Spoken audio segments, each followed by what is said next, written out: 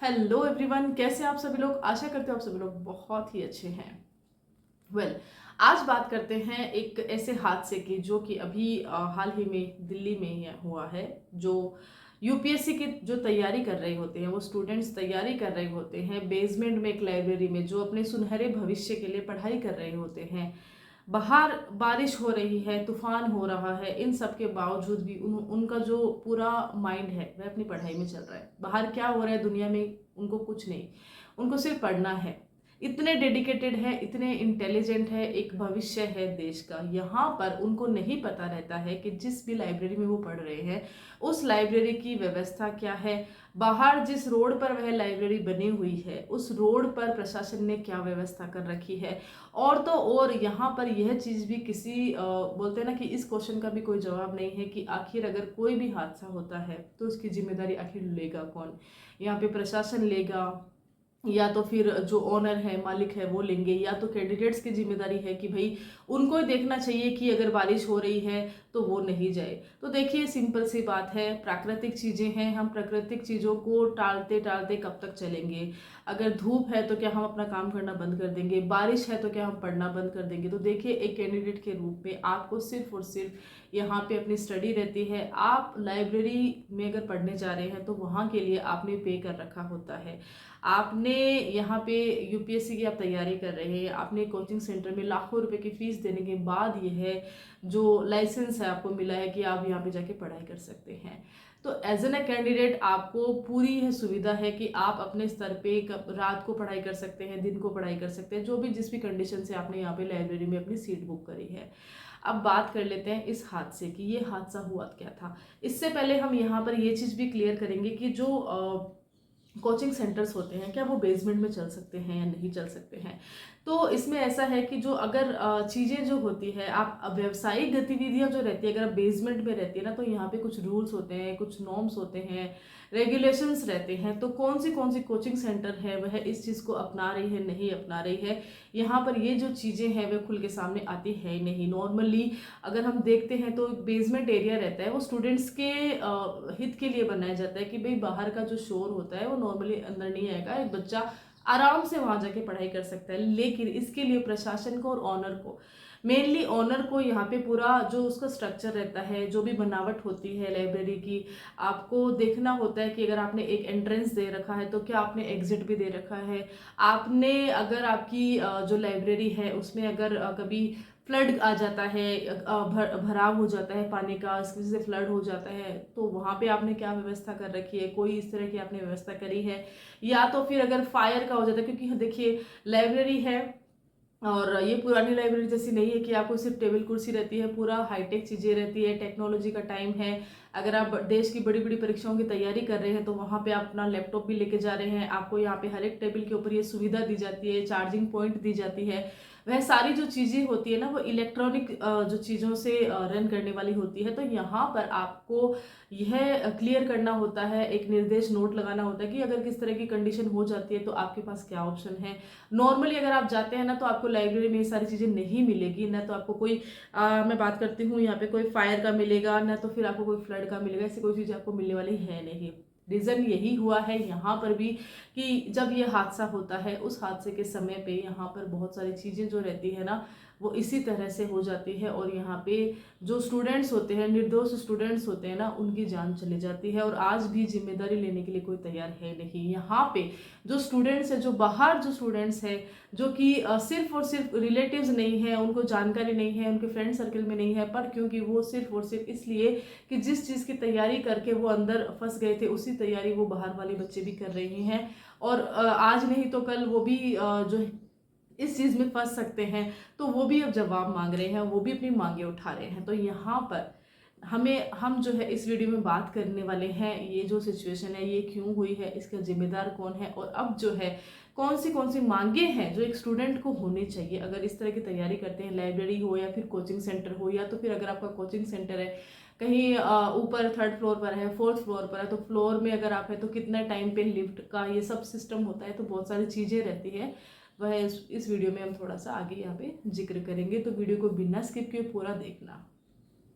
अच्छा, आज हम यहाँ पे नॉर्मली ये जो न्यूज़ है, न्यूज़ चैनल्स पे बहुत ज़्यादा रन कर रही है। आपने कहीं न कहीं आपने देख ली होगी, हो सकता है आप न्यूज़पेपर में पढ़ लेंगे। लेकिन मेन यहाँ पर है कि आपका पॉइंट ऑफ व्यू क्या है, वो आप ज़रूर शेयर करना, क्योंकि देखिए आप खुद मुझे सुनने वाले हैं जो यहाँ पे बहुत सारे स्टूडेंट्स रहेंगे, कैंडिडेट्स रहेंगे। तो आपकी क्या राय है, आपका क्या पॉइंट ऑफ व्यू है और आप उसको प्रैक्टिकल वे में किस तरह से यूज़ करने वाले हैं, आप अपनी राय ज़रूर लिखना। बात कर लेते हैं सबसे पहले क्वेश्चंस पे बात कर लेते हैं कि ये जो क्वेश्चंस है मैं यहाँ पे करने वाली हूँ, तो उसमें आपकी भी क्या राय रहेगी। मैं तो अपनी बात यहाँ पे रखने वाली हूँ। सबसे पहले बात कर लेते हैं उस लाइब्रेरी की। तो देखिए लाइब्रेरी जो है वह बेसमेंट के अंदर रहती है, और अगर बेसमेंट में नॉर्मली हम देखते हैं कि एक जो पानी का भाव हो सकता है ना, तो वो नॉर्मली बेसमेंट में आएगा ही आएगा। लेकिन वहां पर अगर आप व्यावसायिक गतिविधि कर रहे हैं तो आपने क्या व्यवस्था कर रखी है, क्योंकि देखिए अगर आपको खुद का है तो आपके ऊपर है कि आप किसी भी तरह उसको हैंडल करो। लेकिन अगर आपने व्यावसायिक गतिविधि कर रखी है तो आपके अलावा बाकी लोग भी यहाँ पे आने वाले हैं, तो बाकी लोगों की जो जिम्मेदारी होती है आपने लेनी होती है। यहाँ पे आप यहाँ पे उनसे फीस ले रहे हैं लाइब्रेरी में पढ़ने की, आप उनको पूरी व्यवस्था दे रहे हैं नहीं दे रहे हैं, ये सारी चीजें आप पर है, ये आपकी जिम्मेदारी है।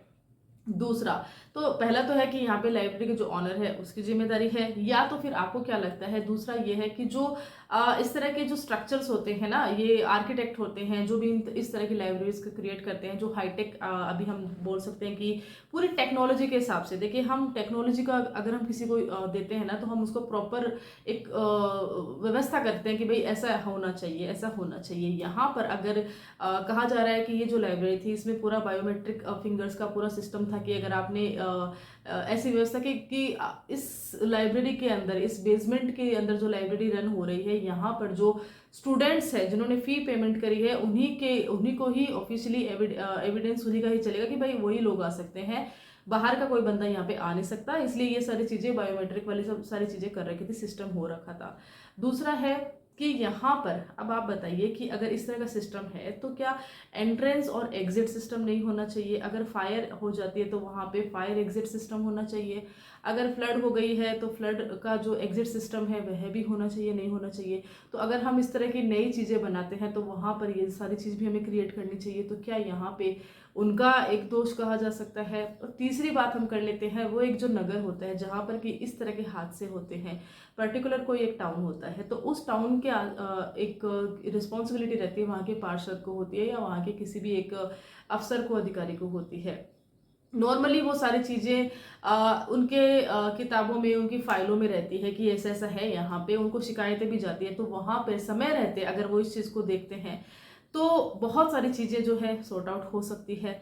तो यहाँ पर ये चीज़ भी नहीं होती है कि जो राजेंद्र नगर बताया जा रहा है, उस राजेंद्र नगर के जो बोलते हैं ना कि लोकल लेवल के जो जितने भी यहाँ पे प्रशासनिक अधिकारी है, उनकी तरफ से कोई खास जो है सपोर्ट सिस्टम यहाँ पे एक जो पर्टिकुलर टाइम होता है ना कि जहाँ पे बचाया जा सकता है। आपने देखा होगा कि एम्बुलेंस को हम रास्ता देते हैं, जब भी हम रोड पे रहते हैं, हम गाड़ी में रहते हैं, अगर आगे पीछे से कहीं भी एम्बुलेंस आ रही होती है तो हम उसको रास्ता देते हैं सबसे पहले, ये प्रायोरिटी में है, हर किसी को बताना नहीं है। ये हमारे रूल्स रेगुलेशंस भी हैं और यही रूल्स रेगुलेशन हम फॉलो करते हैं, बहुत अच्छी बात है। क्यों करते हैं? क्योंकि कहीं ना कहीं हम सबको ये पता है कि जो एम्बुलेंस के अंदर वाला जो इंसान है ना, उसके लिए एक एक जो मिनट है ना वो बहुत कीमती है। अगर हम उसको एक जो जाम में 1 घंटे फंसेगा, लेकिन वही अगर जाम में वो 10 मिनट में निकल के जाए ना, तो किसी एक इंसान की जिंदगी बच सकती है। यहाँ पे सिचुएशन ये रहती है कि जब फंसे हुए बच्चे रहते हैं ना अंदर, वहां पर उनको देखने के लिए कोई आता नहीं, और आता भी है तो भी एक इतने समय के बाद आता है। यहाँ पे करंट दौड़ जाता है लाइब्रेरी में, और उसके बाद जो है बच्चे डूब जाते हैं, करंट में भी आ जाते हैं। बॉडीज कितनी आई है कितनी नहीं आई है, इसका भी कोई खास ब्यौरा है नहीं। देखिए हम यहाँ पे कुछ भी बोल नहीं सकते ऑफिशियली, बट क्योंकि देखिए ये कॉमन सेंस है, अगर कहीं पे जल भराव हो रहा है, इलेक्ट्रिसिटी का वो एरिया है, तो वहां पर अगर एक इफेक्ट हुआ है, 2 इफेक्ट हुआ है, 3 लोग इफेक्ट हुए, तो वहां पे अगर बाकी लोग हैं जो फंसे हैं वो लोग भी नॉर्मल है, इफेक्ट होंगे ही होंगे। पानी, करंट, बिजली, इलेक्ट्रिसिटी, ये सारी चीजें हमें पता है किस तरह से वर्क करती है। चलिए अब बात कर लेते हैं एमसीडी की। तो यहाँ पर जो प्रशासन होता है उसका पूरा रोल रहता है, बिल्कुल रहता है। और अब जो है मेन ऑनर, उनका भी पूरा रोल रहता है। तो अब क्या है, मांगे क्या होनी चाहिए? देखिए जो इंसान, अभी सबसे पहले बात कर लेते हैं कोचिंग सेंटर की। जो कोचिंग सेंटर होते हैं, आपने देखा होगा कि जो कोचिंग सेंटर्स होते हैं, अपना एक जब भी आप इस तरह के सेंटर में जाते हैं तो आपको एक एप्लीकेशन फॉर्म दिया जाता है। पूरे जितना फॉर्म में आप एक पेज में आप फॉर्म अपनी डिटेल लिखोगे ना, पिछले 2 पेज में आपको पूरा वहाँ के रूल्स रेगुलेशन दिए जाएंगे, आपने ऐसे किया तो आपके साथ ऐसा, आपने ऐसे किया तो आपके ऐसा, और स्पेशल कि आपने 1 लाख रुपया जमा करवाया तो आपको रिफंड नहीं मिलने वाला है। अगर आपको कभी इच्छा हो कि भाई नहीं मैं तो नहीं करने वाला यहाँ पे या कुछ भी, तो आपको रिफंड जैसी सुविधा यहाँ पे नहीं दी जाएगी। ये एप्लीकेशन फॉर्म मोस्टली जो हमारी कोचिंग सेंटर वो करती है। अब यहाँ पर जो रिफंड भी नहीं है, कोई इंसान है जो आज जिसके साथ ऐसा हादसा हुआ उसकी जिम्मेदारी आखिर कौन ले रहा है? तो प्रशासन भी फाइनेंशियली सपोर्ट करे, मेंटली सपोर्ट करे, कैसे कैसे यहाँ पे सपोर्ट होगा? या तो फिर जो ऑनर है, जो जिसकी कोचिंग के बच्चे रहते हैं, जिसकी लाइब्रेरी में बैठ के जो बच्चे पढ़ाई कर रहे होते हैं वो लेते हैं। तो बहुत सारे सवाल हैं, आपकी क्या राय है? आप अपनी राय जरूर लिखना। देखिए क्योंकि आप भी कैंडिडेट हैं, आपको भी आज यहाँ पे पढ़ाई कर रहे हैं, कल को आपको भी कहीं और जाके पढ़ाई करनी है, तो आप अपने अधिकारों के प्रति कितने जागरूक हैं, आप अपने अधिकारों के प्रति कितनी सोच रखते हैं। साथ ही न सिर्फ अपने अधिकारों के प्रति, लेकिन साथ में अगर आपका कोई साथी है उसके साथ अगर उसके अधिकारों पर कोई बात आ रही है, अगर उसके अधिकार जो है वह वायलेट हो रहे हैं, तो आपका क्या दायित्व बनता है, यह आप जरूर शेयर करना। आप बताएं आखिर जिम्मेदार कौन? एक प्रशासन जिम्मेदार है, वहाँ के लोकल प्रशासन जिम्मेदार है, राज्य के जो मेन मुख्यमंत्री होते हैं उनकी जो पूरी विधानसभा के जो नेता लोग होते हैं, जो वोट के समय वहाँ पे उस नगर में आते हैं, उस जगह पे आते हैं, और भी आसपास कहीं भी जाते हैं जहाँ पर कि इस तरह से चीज़ें रन हो रही है, अभी भी हो रही है, हादसा होने के बाद भी हो रही है, क्या वो लोग भी इसके लिए जिम्मेदार हैं? या तो फिर जो एमसीडी होती है वह जिम्मेदार है, या तो फिर जो ऑनर होते हैं, कोचिंग के जो ऑनर होते हैं वह जिम्मेदार है? साथ ही जिम्मेदार तो है, लेकिन वह जिम्मेदारी किस रूप में ली जाएगी? क्या एक जो स्टूडेंट है उसको आप कहाँ तक देख पाओगे, एक जो भविष्य है उसको आप कहाँ तक देख पाओगे, एक माता पिता जो है वह जिन उन उन उनका तो हम क्या ही यहाँ पे जिक्र करें, उनके साथ तो जो होता है वो तो शायद शब्दों में बयान भी नहीं हो सकता।